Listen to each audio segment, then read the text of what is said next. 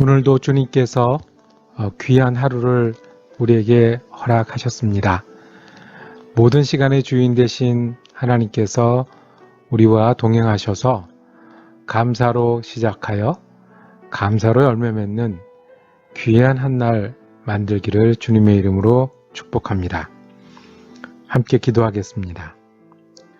사랑과 은혜가 많으신 아버지 하나님, 하나님 우리 친히 아버지 되어 주셔서 오늘도 저희에게 귀한 한 날을 허락하심을 감사합니다. 우리의 소원은 주님과 함께 시작한 한 날, 주님께 마음을 두고 주님과 동행하기를 원합니다.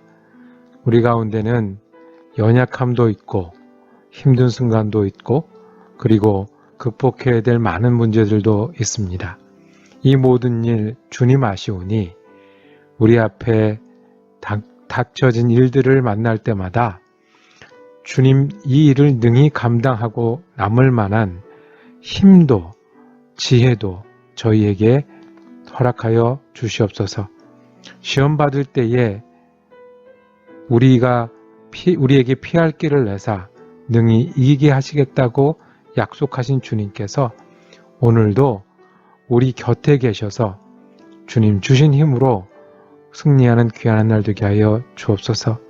주님, 코로나 때문에 너무 많은 사람들이 힘들어하고 두려워하며 또 고통을 겪고 있습니다. 하나님이 아니시면 이것을 거두고 새롭게 할 힘이 없어 보입니다. 주님, 저희를 도와주시옵소서. 매일매일 일상 속에 함께 하셨던 주님의 은혜를 감사하며 또 이 어려운 기간 동안에 마땅히 가져야 될 인내와 주님을 향한 사랑으로 이겨내게 하여 주시옵소서. 감사드리며 우리 주 예수 그리스도 이름으로 기도드립니다. 아멘. 오늘 우리가 함께 읽으실 성경 한 장은 신약성경 고린도후서 9장입니다. 7절과 8절 말씀을 받들어 읽겠습니다.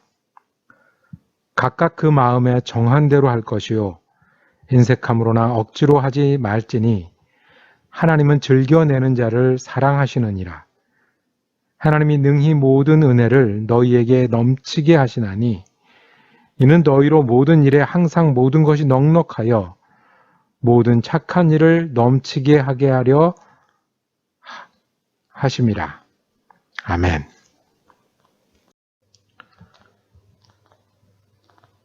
오늘 고린도후서 9장 말씀을 묵상하실 때에 제목을 가난한 성도를 위한 연보, 가난한 성도를 위한 연보라고 부르면서 시작하겠습니다. 우리가 함께 읽은 말씀 보면 각각 그 마음에 정한 대로 할 것이요 그랬습니다. 무엇을 정한 대로 하는 겁니까? 우리가 앞에 다 읽지는 않았지만 가난한 이들을 위한 연보를 의미합니다. 각각 마음에 정한 대로 연보를 하라. 무슨 말씀일까요? 우리 어저께 말씀에서도 할 마음만 있으면 받으실 것이다 라는 말씀이 있었습니다. 자, 연보를 드릴 때 중요한 단어로 마음이 자꾸 등장을 합니다.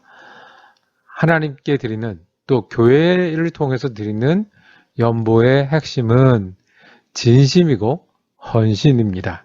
그래서 오늘도 7절에 이렇게 말씀이 시작을 하는 거죠. 마음에 정한 대로 할 것이요. 마음에 정한 대로라는 것은 어떤 뜻일까요? 우리는 그러면 하나님 일을 하기 위해서 헌금을 하고 시간을 들이고 마음을 나누고 헌신할 때 이 마음에 정한 대로라는 원칙은 어떤 원칙을 의미합니까? 곧바로 따라 나오는 단어들이 있습니다. 마음에 정한 대로 할 것이요 아닌 것이 있는데 인색함으로 하지 말아라고 했습니다. 억지로 하지 말라고 했습니다. 인색함이라는 말은 아까워하는 거죠. 아까워서 요만큼만 하는 거예요. 또는 내 걸 다 남겨놓고 나머지로 하는 거예요. 그러니까 마음에 정한 대로 하는 것은 감정적이고 충동적으로 기분 나는 대로 하라는 얘기가 아니라 인색함이 아니라 처음에 계획하고 준비한 대로 하라는 겁니다. 억지로 하지 말라고 그랬습니다. 다른 사람들이 보니까 약속한 게 있으니까 그래도 해야 되겠으니까 하지 말라고 하셨습니다. 항상 그 성경에 계속되는 원칙이 있지 않습니까? 순종이 제사보다 낫고 하나님 말씀을 듣는 것이 수양의 기름보다 나으니 하나님은 마음이 먼저 오고 그 마음의 결과로 열매로 헌금이 가고 연보가 있는 것을 기대하십니다. 그래서 억지로 하지 말라고 했습니다. 하나님은 즐겨내는 자를 사랑하신다. 감정적으로 웃으면서 내는 것도 중요하지만 이것을 기쁨으로 기꺼이 감사함으로 인색하지 않게 억지로 하는 거예요. 헌금이 헌금이려면 헌금이 하나님께 드려서 의미가 있으려면 어떻게 해요? 네, 마음이 정한 대로 인색함으로나 억지로 하지 않고 즐겨내는 겁니다. 충동적이거나 기분에 따라 하지 않고 마음을 정한 대로 했던 것은 어떤 것일까요? 오늘 9장 말씀을 읽고 이 말씀을 대하시는 분들은 아시겠지만 2절에 가면 소문이 났습니다. 고린도 교회가 다른 그리스 지역에 있는 교회들을 돕기 위해서 헌금을 시작했는데 1년 전부터 준비했다는 겁니다. 그러니까 이 헌금은 할 마음으로 한다, 마음에 정한 대로 하는 게 그 자리에서 뭐 설교를 듣고 은혜를 받고 또는 내가 어떤 중요한 일이 있으니까 이게 아니고요. 1년 전부터 우리가 어떻게 준비해서 어떤 일을 하자고 진행한 프로젝트라는 거예요. 이 1년 이상 되는 프로젝트라는 거예요. 그래서 고린도 교회에서 헌금을 준비하고 있다는 말이 여기저기 퍼질 정도가 되었다는 거예요.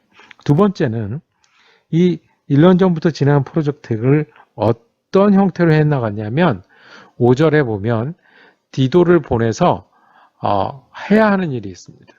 연보를 준비하게 하고 약속한 연보를 미리 준비하게 하는 게 필요하다라고 얘기를 했습니다. 그래야 나중에 허겁지겁이나 억지로 하거나 하지 않고 즐겁게 할 수 있다라고 합니다. 즉 연보를 약속하고 준비해서 성실하게 제때에 하는 겁니다. 이것이 이제 연보의 두 번째 원칙이고, 세 번째는 오늘 고린도후서 9장 6절에 또 이런 말씀이 있습니다. 곧 적게 심는 자는 적게 거두고 많이 심는 자는 많이 거둔다라는 말씀입니다. 많이 거두는 일이 뭐죠? 헌금을 하고 보내는 일인데 많이 해놔야 이 펀드가 커지는 거 아니에요. 많이 해놔야 할 수 있는 일이 커지는 거 아니에요. 돕기 위해서 했다고 했습니다. 돕기 위해서 하는 거면 그동안 헌금을 성실하게 했어야 도울 수 있겠죠. 그러니까 많이 심는 자는 많이 거둔다. 세 가지 원칙. 1년 전부터 진행한 프로젝트였다. 약속을 잊지 않고 준비하고 진행하는 거고 많이 거둘 때까지 힘을 다해서 하는 것입니다. 이것이 성경이 말하는 마음이 정한 대로 할 마음이 있어서 하는 겁니다. 어떻게 이렇게 할 수 있습니까? 8절에 그 답이 나와 있습니다. 하나님이 능히 모든 은혜를 너희에게 넘치게 하셨다. 우리가 하나님께 받은 은혜가 있어요. 그러니까 이어집니다. 이는 너희로 모든 일에 항상 모든 것이 넉넉하여. 은혜가 있으니까 감사가 있고 기쁨이 있고 그래서 넉넉함이 있는 거예요. 이 넉넉함은 어디까지 나타나냐면 모든 착한 일을 넘치게 하게 하려 함이라 그랬습니다. 여기서 착한 일은 가난한 이들을 돕는 헌금인 거죠. 뒤집으면 모든 착한 일을 넘치게 하기 위해서 하나님은 어떻게 하신다고요? 우리에게 넘치는 은혜를 주셨다는 거예요. 닭이 먼저냐 달걀이 먼저냐. 하나님 은혜를 주시는 이유는 뭐예요? 우리를 축복하시는 이유는 뭐예요? 하나님의 착한 일을 잘 하게 하는 사람이 되기 위해서 우리를 축복하시는 거예요. 뒤집으면 우리가 왜 은혜를 받고 왜 믿음이 생기고 소망이 있습니까? 하나님의 착한 일을 하기 위해서입니다. 우리가 예수를 따른다고 말합니다. 기도할 때마다 우리가 예수의 사람이 되게 해달라고 말합니다. 어떻게 하겠습니까? 예수님이 이렇게 하셨습니다. 예수님이 마음에 정해서 그리고 최선을 다해서 그 일을 남을 위해서 하셨습니다. 예수님은 중요한 고비마다 하나님인 아들이라는 음성을 들으셨습니다. 아버지께서 일하시니 내가 일한다고 다짐하셨습니다. 계획 1년짜리 프로젝트가 아니라 예수님은 창세 이후에 인간을 위해서 정해진 프로젝트를 진행하고 계셨습니다. 눈에 보이는 것, 그때의 사정, 자기의 바람도 그 약속과 진행 뒤에 들어가서 그리고 끝까지 십자가의 질고를 지셨어요. 누구를 위해서요? 자신을 위해서요? 아니요. 가난한 사람, 우리를 돕기 위해서 그렇게 하셨습니다. 이 예수를 우리가 따르는 겁니다. 그러니까 우리도 기도하고 수고하고 착한 일을 하는 것이 예수를 따르는 일입니다. 고린도 교회는 이 일이 가난한 이들을 돕는 헌금이었습니다. 그것을 마음이 있는 것, 마음이 정한 대로 하는 겁니다. 목표를 정하고 프로젝트를 만들어서 끝까지 감당하고 남을 위해서 일하는 것이 예수 믿는 사람들이 하는 일입니다. 그래서 예수 믿는 사람들은 남을 위해서 도울 때 기쁨이 있습니다. 또 남을 가난한 이들을 불쌍한 사람들을 어려운 사람들을 돕지 않을 때 마음에 부담이 있습니다. 억지로 인색 함로를 하는 것이 아니라 즐겁게 일할 때 하나님은 우리를 통해서 착한 일을 이루어갈 것입니다. 이 사람들이 예수 믿는 사람입니다. 그러면 뒤집어서 물어보죠. 우리에게 물어보겠습니다. 나는 예수를 따르는 사람인가? 계획이 있는가? 진행하고 있는가? 그리고 받은 은혜가 있어서 가난한 사람들을, 어려운 사람들을, 도움이 필요한 사람들을 위해서 선행을 하고 있는가? 이 일을 모여서 하는 사람들을 교회라고 부릅니다. 그리고 이 일을 함께 하는 하는 것을 선교라고 합니다. 우리는 홀로 있을 때도 예수를 따르는 사람이고 함께 모이면 교회를 이루고 선교를 하는 사람들입니다. 맞지요? 기도하겠습니다. 주님, 우리가 마음이 정한 대로 하나님의 일을 향하는 사람들이 있습니다. 고린도 후서의 교회가 오랫동안 준비하고 가난한 일을 이들을 위해서 연보했듯이 오늘도 우리가 받은 은혜를 기억하여 마음에 정하고 수고하여 나누기를 기뻐하는 사람 되게 하여 주시옵소서. 우리 주님 예수 그리스도 이름으로 기도드립니다. 아멘. 감사합니다. 말씀 묵상 함께 할 수 있어서 감사합니다. 말씀은 나누는 그 자체만으로도 우리에게 은혜가 되고 구석구석 우리에게 전해지는 말씀이 또 하루를 살아갈 힘이 됩니다. 저는 내일 고린도후서 10장 말씀으로 다시 만나 뵙도록 하겠습니다.